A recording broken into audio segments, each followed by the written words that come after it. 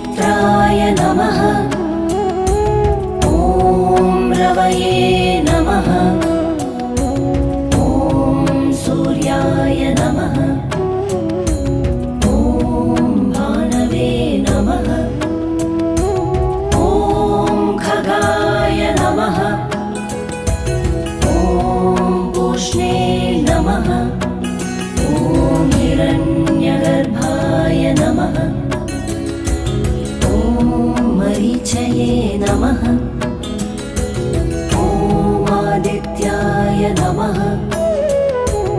ॐ सवित्रे नमः।